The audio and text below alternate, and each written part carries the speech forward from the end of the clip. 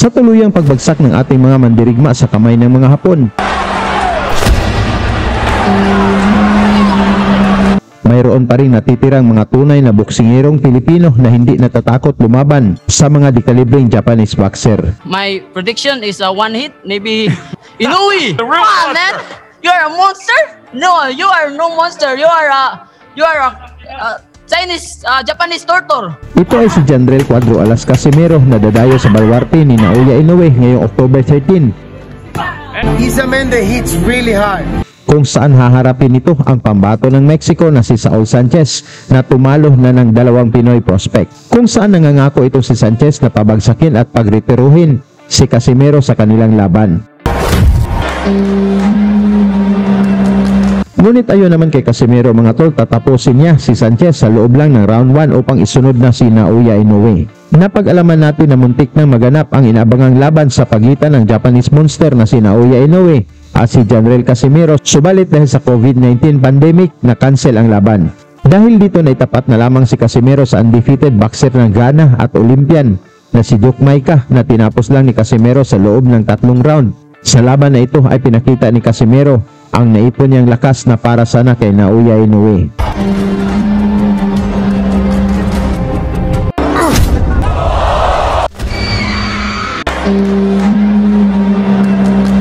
Kaya ngayon ang malaking tanong, paano na lang kung natuloy ang laban ni Casimero kontra kay Inoue? Mapanatili pa kaya ng monster ang kanyang undefeated record? Upang ating maunawaan kung gaano ba kalakas at katigas itong angas ng Pinas, atin munang balikan itong laban ni Casimero kontra sa pinakamalakas na padala ng Mexico na si Cesar Ramirez Lora. Sa laban na ito, kumpiyansa ang Mexicano na talunin niya si Casimero dahil nagmula ito sa 6 na magkasunod na panalo. Ayon sa kanya, si Casimero daw ang susunod niyang biktima at tatapusin niya ang laban sa 4th round habang nanonood si Manny Pacquiao. What's your prediction?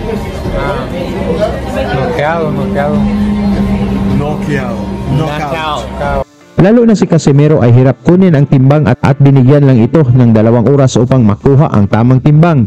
Kaya makikita mo sa mukha ni Casimero ang paghihirap. Dala ni Casimero ang record na 26 na panalo, 4 na talo at may 19 dito ay tinapos niya sa knockout. Samantalang ang Mexicano na si Ramirez naman ay may 18 na panalo, 3 talo at 11 dito ay sa knockout.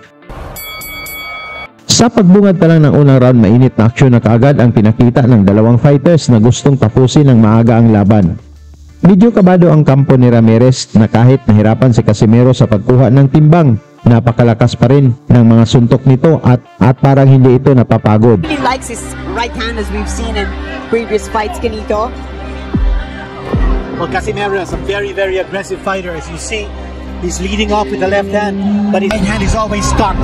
That's the big punch that he wants to unload. That right hand, it can be either a bumayo na suntok sa kalaban. Yes. We're talking of Ramirez.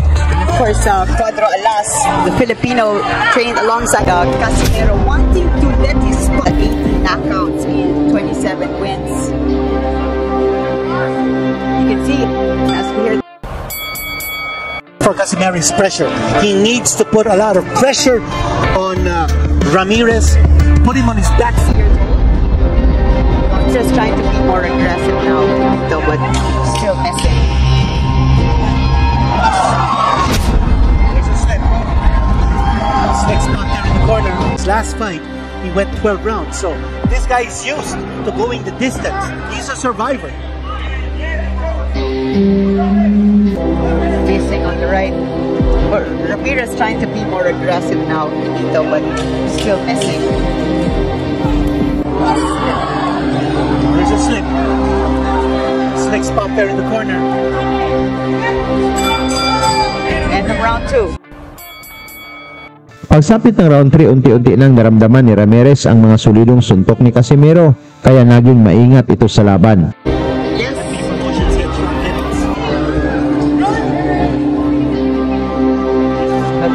You get the feeling that he wants to turn this into a brawl. He wants to throw bombs. That's Casimero's style. Yep. He's going to be prepared to throw. And for Casimero, once he comes charging in, it can't just be one shot. It just can't be the right hand. That time, Oh, that was knockdown.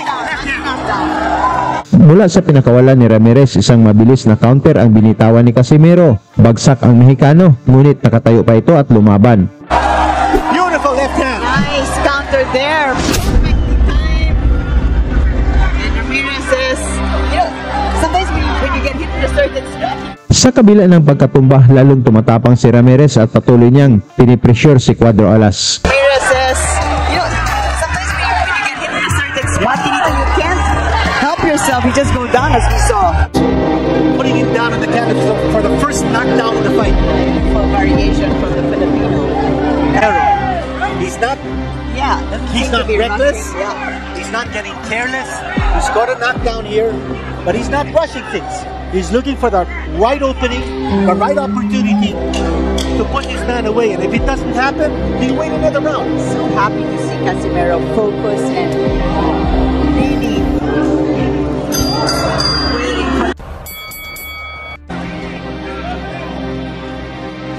confident Casimero, but as you said, not rushing, taking his time. But Casimero is not throwing any jabs. He's looking for And fighters seem to be just whoever is able to throw more punches. He coasted in round number 4. Now in round number 5, there's a slip. There's a slip. Oh, they call a knockdown. Mula ulit sa counter punch ni Casimero, muling bumagsak si Ramirez, ngunit nagreklamo ito na hindi raw siya tinamaan. They call a knockdown. Ramirez is not happy with that call. Oh, they call a knockdown. That was a flash knockdown, but referee Ramon Peña must have seen a punch. We didn't see it. We didn't see the punch. Got Casimero's attention. Yeah. It's getting interesting, Tenito. Yeah, he's gonna want to get back.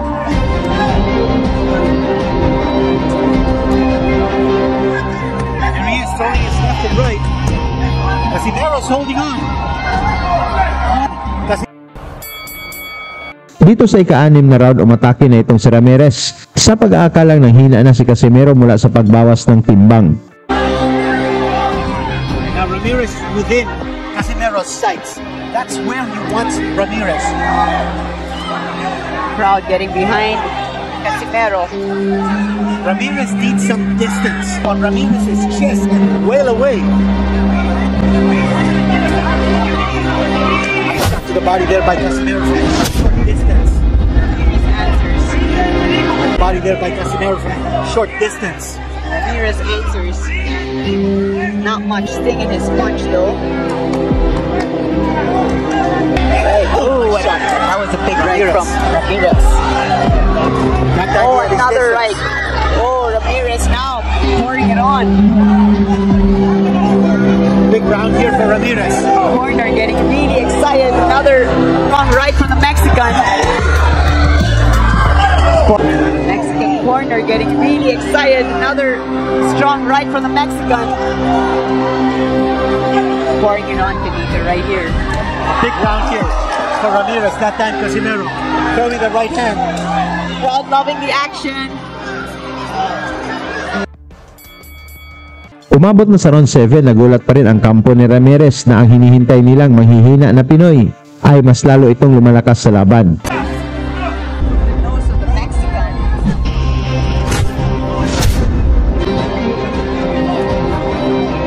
He has to come up with something big. Exactly. He's been down twice. And points. Wow! Here we go. That was a solid right from Casimero. And Ramirez holds on. Wow! All fighters are down. You also see that Ramirez is breathing from the mouth. He's having difficulty breathing because of the... Oh, another solid right from Casimero. And he's down. Oh. He's down. Mula sa mabilis na kombinasyon ni Cuadro Alas, bagsak ulit ang Mexicano at buntikan pa itong mahulog sa ring. Nakatayo man ito, ngunit halatang hilo pa. Casimero went through the ropes there. But Casimero needs to be in a neutral corner. He needs to be in a neutral corner. Referee didn't see it. Another big punch coming from Casimero. There's blood. Oh man, this is all heart now for the Mexican. Whoa! Nice shot there by Ramirez. Ramirez fights back. Oh, look at Ramirez. What a heart. Mexican American Warrior. How to catch their breath. Oh, solid uppercut. Casimero. Casimero is moving in. But he can't get careless. Casimero has a tendency to open up once he moves in. And Ramirez is a very smart fighter. Crowd is loving this fight. Left and right combo from Casimero to the body. But he wants to make sure that he's got gas in his tank. We are scheduled for 12. We are in round number 8. Well, you know the tremendous energy it needs to, to let out those passions and boxing. That was a solid right from Right hand with Casimero. answers back. Beautiful. Upstairs hitting. Although Casimero way ahead on points at this stage with 3 knockdowns scored in 3 different rounds. Round 9. Ramirez is showing he still got it. He still has some stuff left. Tremendous durability and heart. Casimero just looking to hold on. That time he scored with a left hand. Scored with a nice left hand. It's just like what happened. No warning. Strong body shot there from Casimero and Sa pagpapatuloy ng matinding sagupaan ni Casimero at Ramirez sa round 10,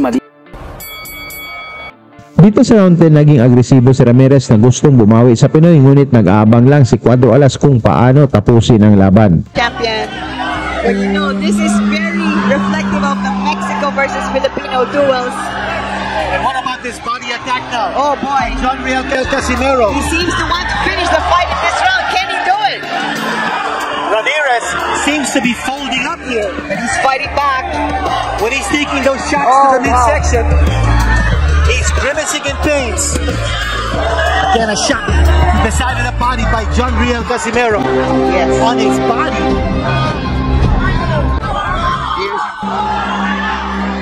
Oh. Ramirez is not throwing too many punches now. He's fighting defensively. He's looking to survive. Cesar Ramirez. But he's still letting his hands go. Oh. Wobbly legs. He's ready to go. Oh. Casimero just itching to launch here. Looking for the opening. Ramirez is little left. For Casimero, one shot to the midsection. That's what he's looking for. A shot to the side of the body. Oh, down! It's down! It's down! Mula sa solidong binitawan ni Casimero, bagsak ulit si Ramirez at sa pagkakataong ito, inawat na ng referee ang laban. Down! It's over! That's it. What we knew was happening. Nakamaong mula sa kanan, kung saan solido itong tumama sa muka ni Ramirez. Anong masasabi ninyo sa laban na pinamalas dito ni Casimero? Magagawa kaya nitong talunin si Inoue kung natuloy ang kanilang... Nakuha ni Casimero mga tol ang technical knockout na panalo at nadepensahan ang titulo sa harap ni pambansang kamaong Manny Pacquiao. Sa inyo namang palagay, kaya bang talunin ni Casimero itong si Inoue? Pag-usapan na lang natin yan sa baba at suportahan na lang natin si Casimero sa kanyang laban kontra kay Sanchez ngayong October 13 na gaganapin sa Japan. Lagi niyong sundan, huwag magpapahuli. Pag-usapan ni bakbakan, balita niya at laban. Mga Pinoy na di nagpapagapi. Salamat sa mga suporta na lagi nandyan.